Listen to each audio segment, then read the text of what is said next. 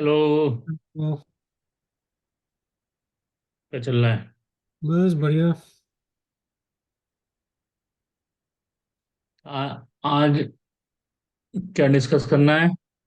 आज बात करते हैं कि नेक्स्ट जैसे जो गवर्नमेंट आएगी, मोस्टली जो मोदी की आएगी, लेट्स नॉट अज्यूम। हाँ, चलो नेक्स्ट गवर्नमेंट जो आएगी। हाँ। उसके मतलब टॉप प्रायोरिटीज क्या रहेंगे, क्या होनी चाहिए? ओके। होनी चाहिए और क्या होंगी, मतलब इस टाइप से ये बात करते हैं। हम्म। तो मैं क्या सोच रहा था कि अगर जैसे मोदी आता है तो उसकी तो जो करेगा वो उसकी टॉप प्रायोरिटीज, आई थिंक एक तो यूसीसी होगी, uniform civil code. I think वो पुश करेगा वो नेक्स्ट उसमें। हम्म। इसमें मतलब बात करेंगे और बट पहले वैसे लिस्ट करने के लिए नेक्स्ट आई हम्म। थिंक एक जुडिशल रिफॉर्म्स मुझे लिख रहे हैं कि वो शायद जुडिशल रिफॉर्म्स करेगा। थोड़ा तो मतलब ये अच्छा, ये जो नया इसका सिविल लॉज जो लाया है उससे भी होगा, बट आई थिंक और भी ये थोड़ा जुडिशल रिफॉर्म्स की तरफ ध्यान देगा मुझे लगता है। हम्म। और तीसरा चीज है ये क्या बोलते हैं, आई थिंक इनका ये थोड़ा ये लोग काशी मथुरा करेंगे थोड़ा, मेरे को लगता है। काशी मथुरा तो थोड़ा दूसरा हो गया। नहीं मतलब तो चल। उसको थोड़ा साइड हम्म। साइड से ना ये लोग या तो लॉ सूट करेंगे या जो थोड़ा उसको पुश करेंगे ये लोग। तो चलो, लेट्स फ्रेम कि what is needed for India as a country, right? So and let's not focus कि कौन सी गवर्नमेंट आती है तो क्या करेगी, मतलब एक I what is think needed education and then we education we में भी सी थोड़ा वेयर इज मुझे लगता है फिटमेंट देयर। एजुकेशन भी उसका आई थिंक प्रायोरिटी रहेगी। हाँ। तो अब उससे स्टार्ट करते हैं, तुम्हारा यूजीसी से। देखो, यूसीसी जो है ना, हम्म। यूसीसी जो है आई थिंक कोई भी गवर्नमेंट आए होनी चाहिए, क्या बोलते हैं इंडिया की as a federally administered country, it should have one law for every person. तो रिस्पेक्टिव ऑफ कौन सा रिलीजन क्रीड, अब यहाँ पे हम लोग बैठे रहते हैं तो मुसलमान थोड़ी कहते हैं कि हमारा डिफरेंट शरिया है तुम करो, या कहीं वेस्ट में जाओ या यूरोप में जाओ। तो क्या प्रॉब्लम है? इवन तुम जाओ मुस्लिम मुस्लिम स्टेट्स में, यूएई वगैरह में, तो उनके एक ही लॉ है ना, ऐसा तो है नहीं कि अच्छा तो माइनॉरिटीज के लिए डिफरेंट होगा। तो ये ये जो है इंडिया में भी नहीं होना चाहिए। अब तुम देखो कि जैसे अ, कई प्रॉब्लम्स हैं, जैसे उनको मेंटेनेंस वगैरह नहीं मिलता। ये अब शाहबानो का क्लासिक एग्जांपल है, जो कोर्ट ने सुप्रीम कोर्ट ने बोला कि हाँ लॉ के हिसाब से उसको मिलना चाहिए, और ये जो है भाई साहब राजीव गांधी, उसने लॉ करके उसको ओवरटर्न ही कर दिया सुप्रीम कोर्ट का डिसीजन। तो ये जो अपीसमेंट का है ना, कि अपीसमेंट के लिए हमें मुसलमानों को लिए डिफरेंट लॉज लाने चाहिए, बाकी सब जो है, बाकी सब माइनॉरिटीज को कोई प्रॉब्लम नहीं है भाई। सिख्स हैं, जैन्स हैं, पारसीज हैं, उनको कोई प्रॉब्लम नहीं है, उनके डिफरेंट मतलब होगा। बट मुस्लिम्स के लिए डिफरेंट लॉ है, इवन ट्राइबल्स के लिए डिफरेंट लॉ है। वो तो मतलब ट्राइबल्स के लिए भी क्यों डिफरेंट लॉ कर रहे हो? देखो, एक ट्रैप है यहाँ पे, मतलब I am not talking about against और प्रो ऑफ यूसीसी। तो यूसीसी की जब बात ये करंट गवर्नमेंट ने करनी चालू करी, तो उसको अपोजिशन ने या कुछ political party, regional political form form parties हैं, या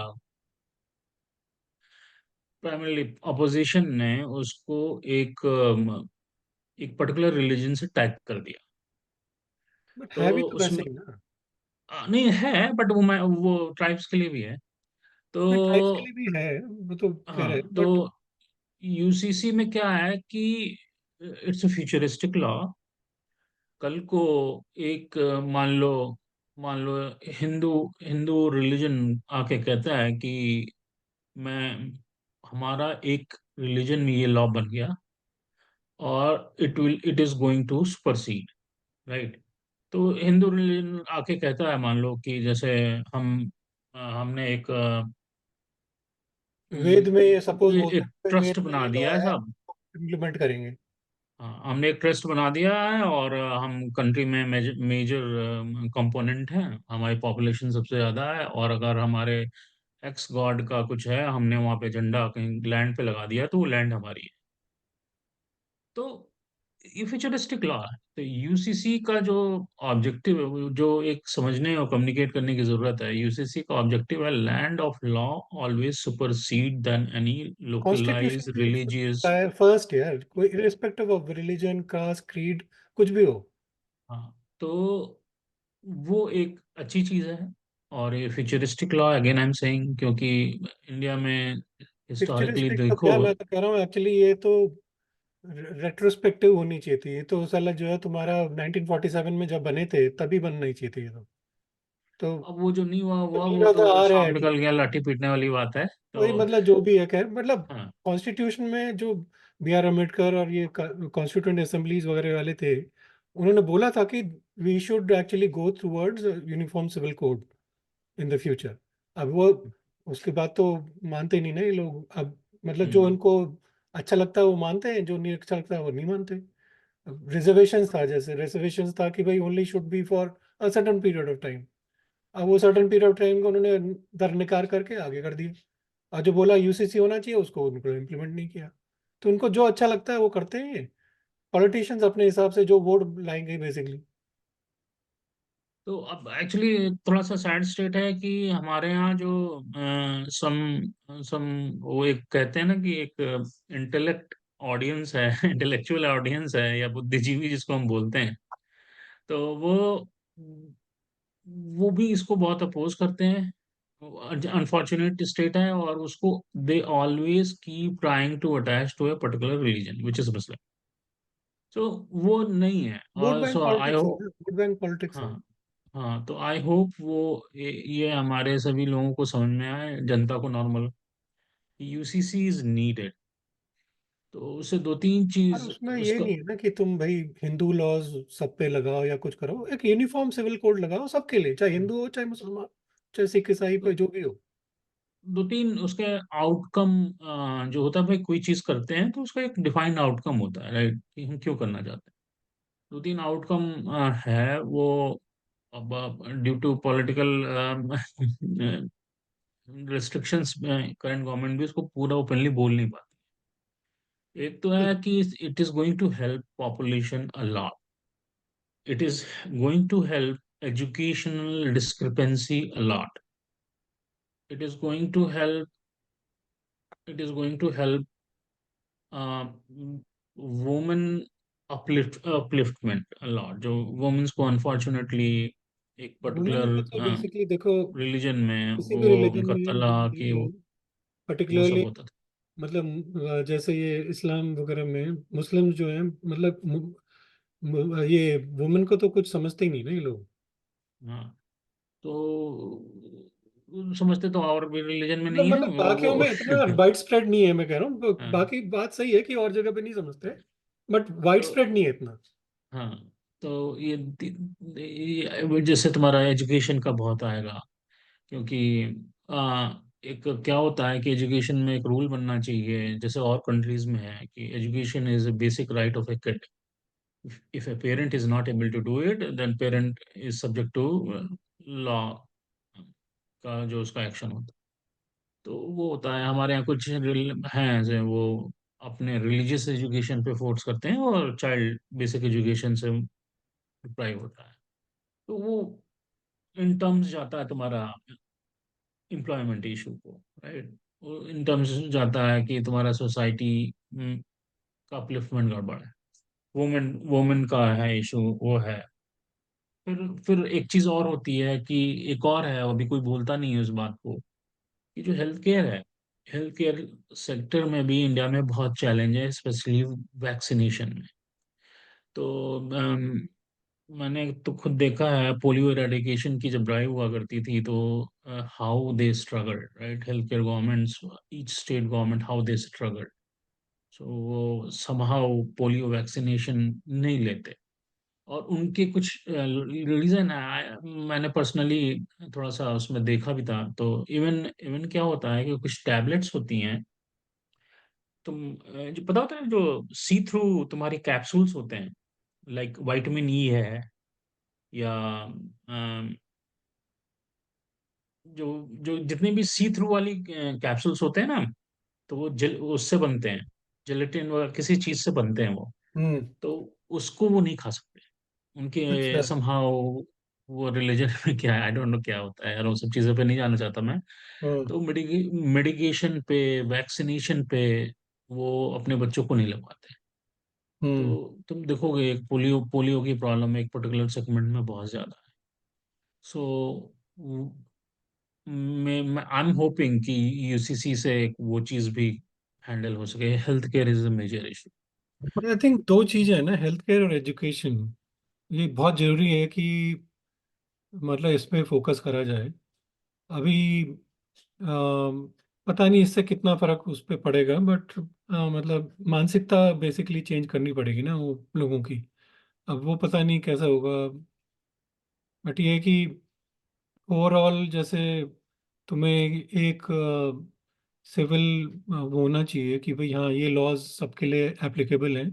अगर एक्स वाई जी जो भी है सबके लिए होने चाहिए एप्लीकेबल। उसमें क्या है, अगर तुम्हें, फिर मैं कह रहा हूँ, अगर तुम मुस्लिम्स के जैसे बोलते हैं कि मेरे को डिफरेंट हमें शादी का ये चाहिए, तो फिर पूरी शरिया करो ना मुस्लिम्स के लिए। भाई अगर तुम चोरी करते हो तो उनका हाथ काटो फिर। शरिया में तो यही बोलते हैं ना।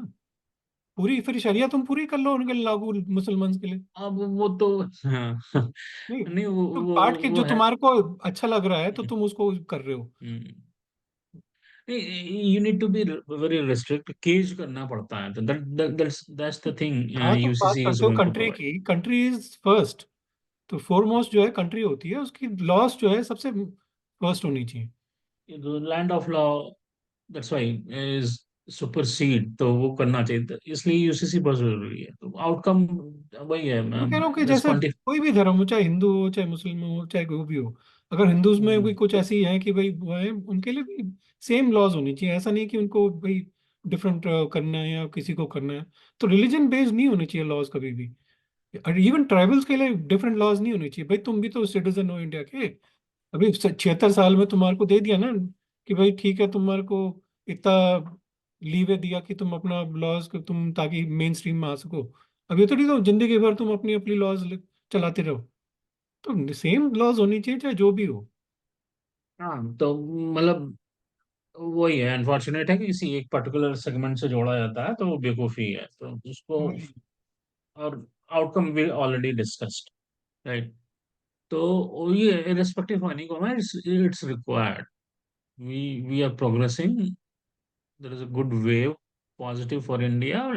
उस वेव को राइड करने की जरूरत है। अननेसेसरी ये इमोशनल आई ब्लॉकर लगा थिंक के कुछ होने वाला नहीं। ये सिर्फ वोट बैंक की पॉलिटिक्स है। इवन जो कॉमन मैन है ना, इवन चाहे हिंदू हो चाहे मुस्लिम हो, वो इतने वो नहीं है। वो they are okay with uniform civil code.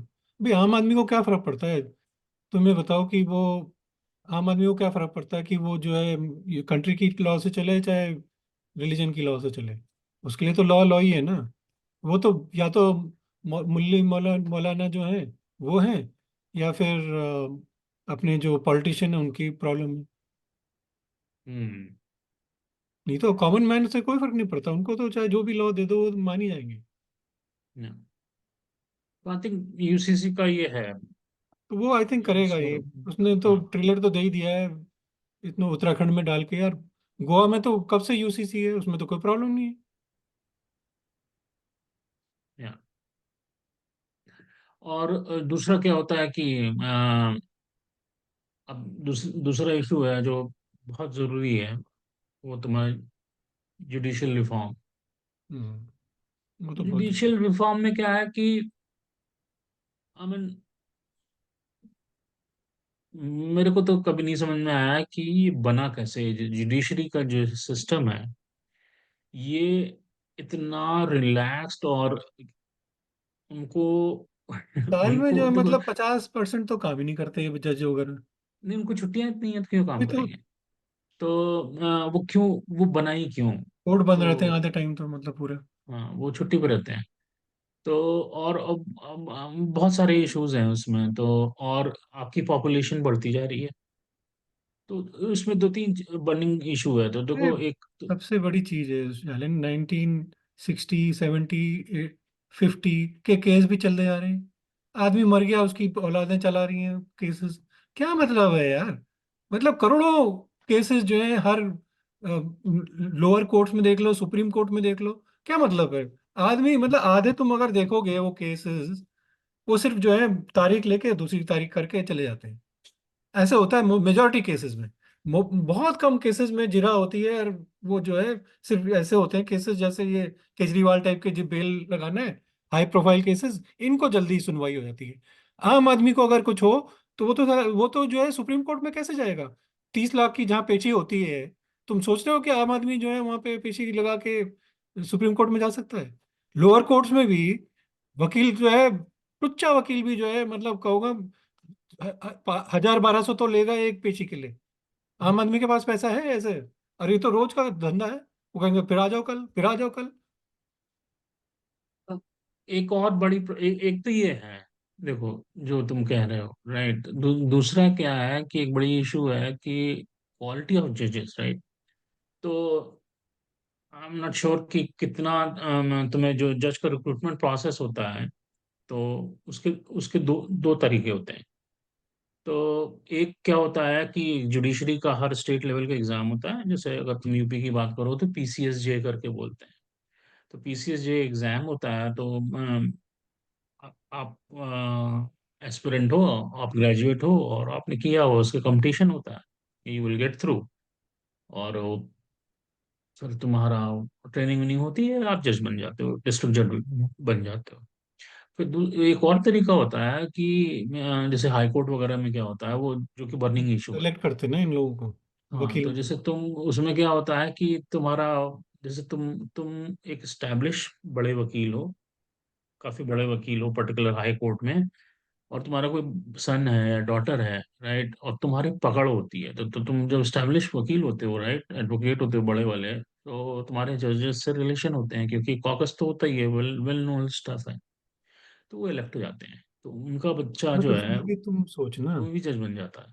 तो ये सोच कि जो टॉप के वकील हैं वो तो करोड़ों कमा रहे हैं, वो तो बनना नहीं चाहते। तो बनते कौन है? जो थर्ड रेट या मतलब जो बहुत ही मतलब प्रिंसिपल वाले होंगे वो टाइप के मतलब बन जाते हैं जजेस। अपने कैंडिडेट बैठाते हैं बहुत, तो वही तो कह रहा दैट्स व्हाट आई हूँ। एम ट्राइंग टू से। मतलब तो उसकी क्वालिटी उनके तो बहुत ही, कैंडिडेट जज बने होते 90% तो मतलब क्वालिटी बहुत ही खराब है। बहुत ही कम है जो भाई जैसे चीफ जस्टिस चंद्रचूड़ है, हार्वर्ड का पढ़ा हुआ है, हार्वर्ड लॉ स्कूल का। मतलब ऐसे बहुत कम लोग हैं जो बहुत ही मतलब पढ़े लिखे, और सुप्रीम कोर्ट में जनरली बहुत अच्छे लोग जजेस रहते हैं, इसमें तो कोई डाउट नहीं। बट तुम हाई कोर्ट भी, चलो मैं कह रहा हूँ उस हिसाब से थोड़ा बहुत ठीक ही है हुआ, चलो चले। डिस्ट्रिक्ट जज और लोअर जो जुडिशरी है, उसकी हालत बहुत खराब है यार, बहुत खराब है। मतलब तुम देखो कि तुम्हारी मतलब जैसे तुम देखो कि जजेस की छोड़ो तुम, इवन क्वालिटी ऑफ वकीलों की मतलब बहुत गंदी है यार। कहाँ जो जिसको कुछ नहीं होता वो लॉ में घुस जाता है जनरली। पहले तो ऐसे ही होता था। अभी तो चलो ठीक है, तुम नए नए बड़े बड़े कॉलेजेस खोल दिया तुमने तुमने उसके लिए कर दिया, बट जनरली पहले तो ऐसे होता था कि जो गुंडे होते थे या वो कुछ होते थे वो लॉ में घुस जाते थे, अपनी नेतागिरी करते थे और लॉ की पढ़ाई करते थे, वहां पे करना तो कुछ है नहीं। तो ये होता था पहले। तो इसमें रिफॉर्म्स जरूरी है। और तुम मे बी, आई थिंक ये जैसे चंद्रचूड़ वगैरह भी कर रहे हैं कि भाई एआई का यूज करके थोड़ा डिस्पोज ऑफ करने की कोशिश कर रहे हैं केसेस। बट ये जो करोड़ों केसेस हैं इनको तुम्हें निपटाना पड़ेगा यार। नहीं तो तुम्हारा को मतलब नहीं है कि तुम एक केस को अगर 20 साल बाद उसका जजमेंट दे रहे हो तो justice denied is justice, like justice delayed is justice denied. तो तुम बेसिकली तुम उसको नहीं दे रहे हो ना जस्ट टाइम पे। या तुम इवन एक आदमी को जेल में 20 20 साल तक डाल रहे हो बिना ट्रायल के, वो भी काहे की जस्टिस है फिर भाई? अगर तुमने किया है नहीं किया है, चलो मैं कह रहा हूँ अगर किसी ने चलो लाइफ इम्प्रिजनमेंट के लिए भी हकदार है कोई, 12 साल का होता है लाइफ इम्प्रिजनमेंट, उसको तुमने 20 साल जो है जेल में डाल दिया, तो काहे का उसको फिर मिला? तो अगर इनोसेंट की तो छोड़ दी दो।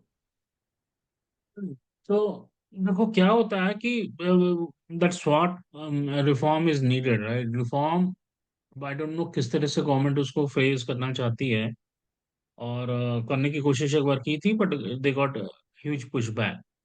तो एसएलए बेस्ड रिफॉर्म होना चाहिए। ईच पहली बात तो ये जो इनके अनलिमिटेड पीटीओ और वेकेशन, क्या उनकी लैंग्वेज में वो क्या तो कट बोलते नहीं होनी हैं, चाहिए, वो उनका तो कट टाइम होनी ऑफ चाहिए। वगैरह कंट्रोल्ड होना चाहिए, हम्म। डिफाइंड होना चाहिए। गवर्नमेंट, एक पर्टिकुलर स्टेट का गवर्नमेंट एम्प्लॉय को जितना टाइम ऑफ मिलता है उनको भी वो मिलना चाहिए, they are not different, right? Number two, उनका एसएलए बेस्ड होना चाहिए कि उनके बेंच पे, एक पर्टिकुलर बेंच होती है ना जिस पे जज बैठता है, एक जज के बेंच पे कितने केस हैं, केस का टर्न अराउंड टाइम सिर्फ टाइम लिमिटेड ही नहीं, डिफाइन होना चाहिए। फिर तो कोई मतलब ऐसे एक करते ही नहीं उसका मतलब, उसका आई थिंक ग्रेडिंग सिस्टम या कुछ ऐसा होना चाहिए कि भाई जनता ने भी क्या एसएलए बेस्ड होना चाहिए, हर कुछ चीज का एसएलए होना चाहिए। इनका तो फीडबैक और जनता से भी लेना चाहिए इनके लिए।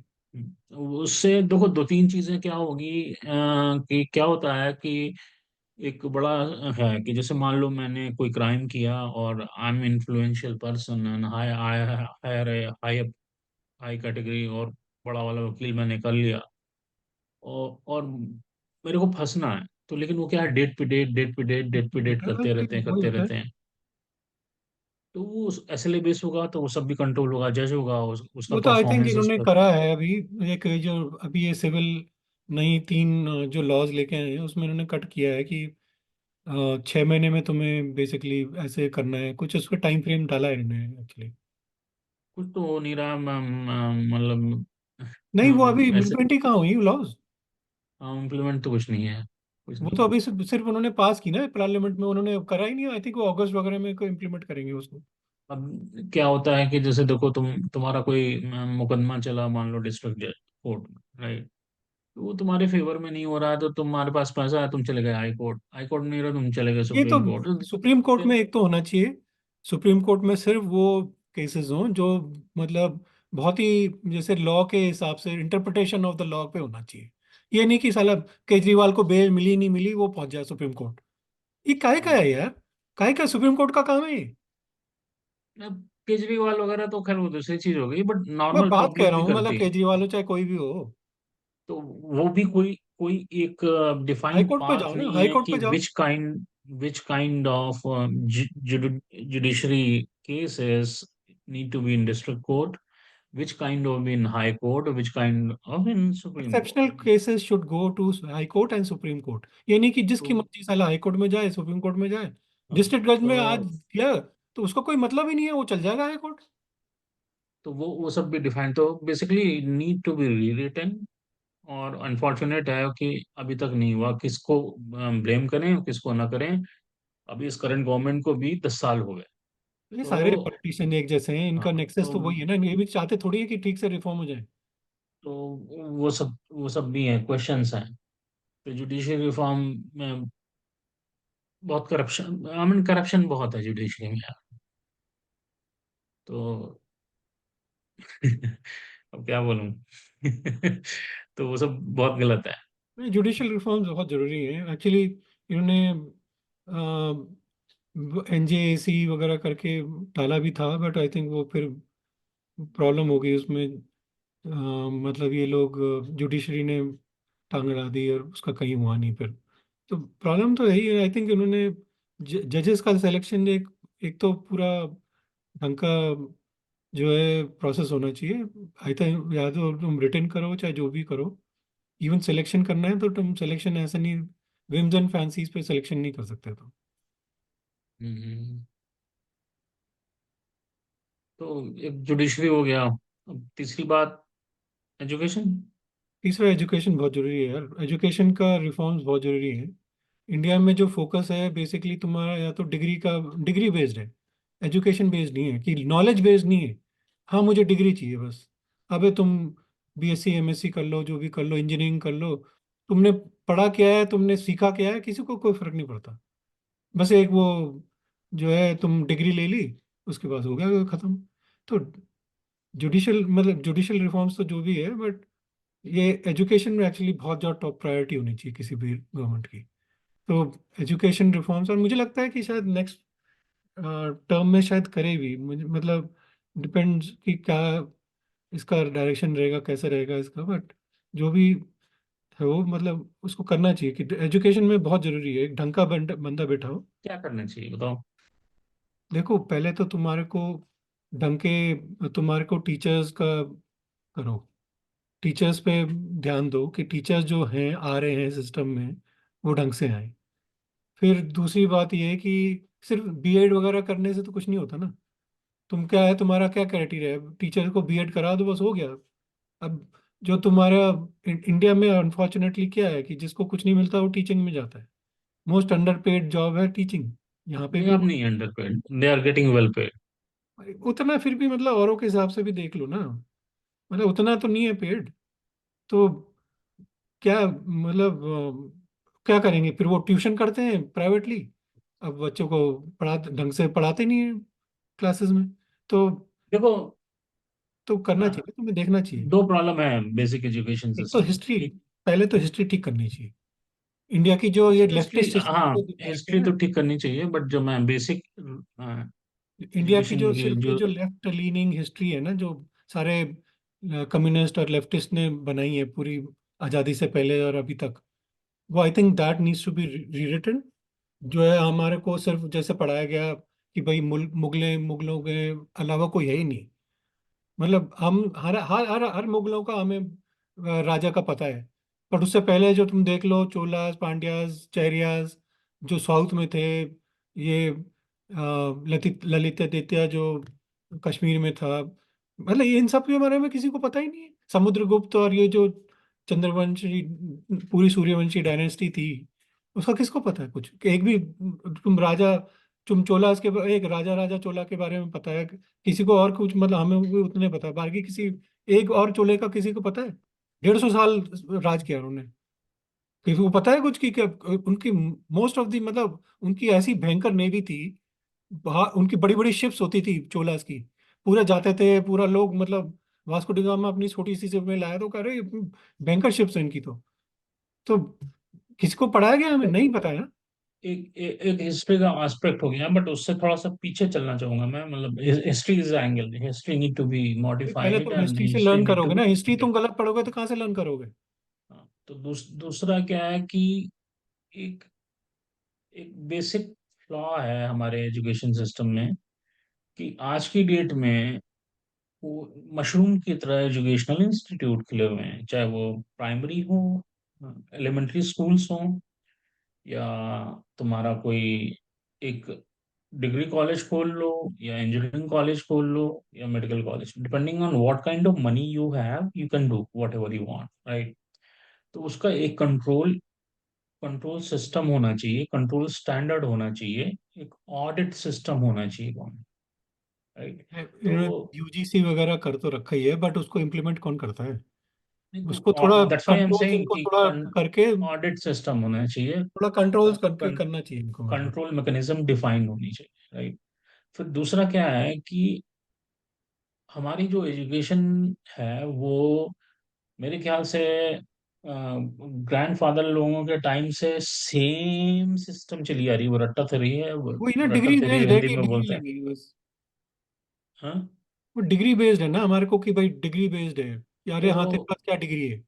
वो उसको थोड़ा सा चेंज करने की जरूरत है, आई नॉलेज मीन बेस्ड होना लाइक चाहिए कि भाई किसको कितनी नॉलेज है। नॉलेज बेस होनी चाहिए, क्रेडिट सिस्टम वाला होना चाहिए कि the student study earn credit and can, flexible होना चाहिए डिपेंडिंग ऑन ईच स्टूडेंट के स्किल सेट के हिसाब से, राइट।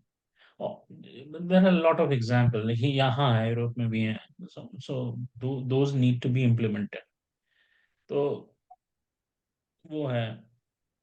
फिर क्या है कि अगर हम अपनी टेक्निकल एजुकेशन की बात करें, तो हमारे जो एजुकेशनल इंस्टीट्यूट हैं उनके उनके इंफ्रास्ट्रक्चर, टेक्निकल की बात कर रहा हूँ, जैसे if you see, if you go to any B class of city, तो तुम 10-15 इंजीनियरिंग कॉलेज पाओगे। अरे उसमें इंजीनियरिंग क्या कॉलेज है? तो मैं कह रहा हूँ, चलो फिर भी आगे की बात है यार। बेसिक एजुकेशन जो 1 to 12 है, वही ढंग की नहीं है कई जगह पे। तुम प्राइवेट स्कूल्स हटा दो, तुम हम्म। भाई देखो 50% ऑफ द जनता जो है उनको तो एक्सेस ही नहीं है एजुकेशन की। तुम देखो मुस्लिम्स जो है, मोस्टली जो है गरीब तबके के जो मुस्लिम्स हैं, वो मदरसे में भेजते हैं। वहाँ पे उनको सिर्फ एक कुरान पढ़ाया जाता है, बाकी कुछ नहीं करते। हिंदूज को देख लो तुम, हिंदूज में जो है गरीब तबके के हिंदूज जो है थोड़े से बेटर हैं मुस्लिम से, कि भाई वो थोड़ा मतलब ज़्यादा लोग एजुकेशन करते हैं, बट कई इसमें भी है कि जो मतलब एजुकेशन से कोई मतलब नहीं। तो कहाँ से करेंगे, मतलब कहाँ से भेजेंगे बेचारे? अगर बोलते हैं चलो यार तुम 4 लोग हैं, कमा खा लो, अपना थोड़ा पैसे ही आएगा। हालांकि सरकारी स्कूल तो है। सरकारी स्कूल में भी कौन जाता है, कौन है तुम्हारे? जाओगे तो जाएंगे ना। वो तो तो यार हालत वो देख लो ना हर साल, पॉपुलेशन की सरकारी प्रॉब्लम है। स्कूल के भी हालत देख लो कैसी है। कई जगह पे तो टाट पट्टी भी नहीं होती उनको पढ़ने के लिए, क्योंकि बच्चे जाते मास्टर ही नहीं है। नहीं आता। कई जगह पे मास्टर नहीं आता। कंट्रोल मैकेनिज्म डालनी पड़ेगी ना, वही मैं कह रहा था कि कंट्रोल मैकेनिज्म होनी चाहिए कि देखो कोई भी प्रोसेस बनाना बहुत आसान होता है, उसको implement in engage way control mechanism के थ्रू करने की जरूरत होती है, which is lagging in educational segment जो है इंडिया में। तो वो एक करने की जरूरत है। रमेश शायद यू गॉट फ्री। हम्म। तो वो मेरे को जो है सबसे बड़ा बर्निंग इशू लगता है वहाँ पे एजुकेशन सिस्टम का। आई थिंक वो जो उसको फिक्स करने की जरूरत है, चाहे वो तुम्हारा वो बेसिक एजुकेशन है नहीं, या बेसिक एजुकेशन में बहुत हायर जरूरी है यार। एजुकेशन। हाँ। पहले मतलब बेसिक एजुकेशन तो दो सबको, पहले 12th तक तो दो सबको। फिर तुम हायर एजुकेशन में तो खैर जो भी है तुम करो, बट वो भी जरूरी है उसको ठीक करना। बट बेसिक एजुकेशन तो ठीक करो पहले लोगों की। हम्म। और एजुकेशन से ही और प्रॉस्पेरिटी आती है यार, एजुकेशन से ही प्रॉस्पेरिटी आती है। तुम ये जो गरीबी हटा सकते हो वो सिर्फ एजुकेशन से हटा सकते हो। तुम लोगों को और स्किल बनाओ, स्किल्ड करके हाँ। उनको पढ़ाओ लिखाओ, और तब वो ताकि अपना करें। जरूरी नहीं है और कि नौकरी करो ना, तुम एक आदमी को ऐसे करो भाई, वो अगर व्यापार कर रहा तो 4 लोगों को नौकरी दे। ऐसे तुम उसको सक्षम बनाओ ना। और ये डिजिटाइजेशन जो है ये तुम्हारी एलिमेंट्री और टिल मिडिल स्कूल तक में ना बहुत लैगिंग है, तो उसको भी फिक्स करने की जरूरत है। तो ट्रांसपेरेंसी भी। तो क्या होता है कि जैसे एक example transparency, I want to quote a burning example, कि जैसे एक क्लास है और उसमें उसमें 10 बच्चे हैं, 15 बच्चे हैं, जो भी बच्चे हैं, और सडनली एक टेस्ट होता है या एक एग्जाम होता है, तो उसमें होता है कि student A and student C got this percent of mark remaining. तो ट्रांसपेरेंसी में ये है कि वो उसका इतना मार्क आया, बाकी का इतना कम क्यों आया, वो प्रॉब्लम क्या है, where is the growth opportunity. तो वो एक is are we providing appropriate feedback to the students, right? वो फीडबैक का मैकेनिज्म क्या है, plus are we providing teacher appropriate feedback, वो फीडबैक कलेक्शन का मैकेनिज्म क्या है। तो सो स्टूडेंट स्टूडेंट के फीडबैक के लिए, टीचर के फीडबैक के लिए, वो सब की भी बहुत ज़रूरत है, जो कि लैगिंग करता है। तो एक एक जैसे जुडिशरी की हम बात कर रहे थे, इसी तरह एक एजुकेशन सिस्टम में भी बहुत ज़्यादा रिफॉर्म की। तो एजुकेशन आई में know it's a think big primary task to do, focus होना चाहिए बट पहले। हाँ तो फर्स्ट उनको, जो है ना एजुकेशन होना चाहिए। और उसको एक एक एक मतलब इसको एक मेथोडिकल वे में करने की जरूरत है, एक बिग बैंग थियरी से नहीं हो सकता। यू नीड टू टारगेट नहीं, नीचे ग्रास रूट में देखो कैसे तुम हो रहा है थोड़ा थोड़ा उसको, पहले करके। पहले नीचे टारगेट करो, नीचे ठीक करो, फिर ऊपर जाओ। तो ये एलिमेंट्री एलिमेंट्री सेगमेंट को पहले टारगेट करो, फिर then go to the middle, then go to higher, senior higher, ऐसे करते माध्यमिक हुए और करते। वो होता है ना, ये सब जो होते हैं जैसे माध्यमिक स्कूल्स और ये सब जो होते हैं इंडिया में, हम्म। वो थोड़ा उनको थोड़ा फोकस करके थोड़ा करो ठीक। तो वो करेंगे तो हो जाएगा, ऐसा कुछ नहीं है। मतलब होने को इंडिया तो कुछ भी हो में। सकता है यार, बट वो है कि फोकस होना चाहिए ना इनका। इनके लिए वो ही नहीं हाँ। है कि वोट बैंक के लिए। भाई बेसिकली वो वोट बैंक नहीं आता ना उससे, मतलब ऐसा कुछ उनको वोट नहीं मिलता कि वो एजुकेशन से क्या वोट मिलेगा। तो इसलिए कोई उस पर फर्क नहीं पड़ता, किसी को कोई फोकस ही नहीं है। हम्म, तो ये हो गया एजुकेशन का। और बताइए। और इसके अलावा क्या है, मतलब आई थिंक यही तीन चार प्रायोरिटीज हैं जो करना चाहिए। बाकी एक मेरे को मतलब लगता है कि इनको हेट स्पीच और ये थोड़ा, इस पे भी थोड़ा फोकस करना चाहिए। हेट स्पीच और ये सब जो है ना, जो डिवीजन जो सोसाइटीज में आ रहे हैं, कास्ट के नाम पे, रिलीजन के नाम पे, आई थिंक इनको थोड़ा सा लॉज वगैरह टफ बनाने चाहिए कि कोई भी करेगा, चाहे वो रूलिंग पार्टी हो चाहे ऑपोजिशन हो, किसी ने भी हम्म। कोशिश करी तो उसको सीधे मतलब कुछ अंदर डालो। यार ऐसा नहीं होता कि तुम मतलब मुसलमानों के खिलाफ बोल दो या हिंदू के खिलाफ बोल दो। कोई बोल रहा है सनातन धर्म खराब है, कोई कह रहा है मुस्लिम्स के बारे में ये है, तो ये ऐसा नहीं चलेगा यार। तुम डिवीजन जो है बहुत हो गए 76 ईयर में। तुम्हें थोड़ा सा, मेरे को लगता है एटलीस्ट ये जो है ना, सोसाइटी को हील करने की जरूरत है। सोसाइटी को तुम्हें ये कास्ट और रिलीजन के नाम पे जो डिवाइड किया हुआ है, इसको थोड़ा ठीक करना चाहिए। हाँ वो है। और एक एक और ऐड करना चाहूंगा, जैसे हेल्थ सेक्टर है। तो हेल्थ सेक्टर हमारे यहाँ ना बहुत एडवांस है, लेकिन स्ट्रक्चर्ड नहीं है। तो अनडाउटेडली हमारे यहाँ जो क्वालिटी ऑफ डॉक्टर्स और क्वालिटी ऑफ हॉस्पिटल्स जो अपस्केल वाले हैं वो बहुत अच्छे हैं।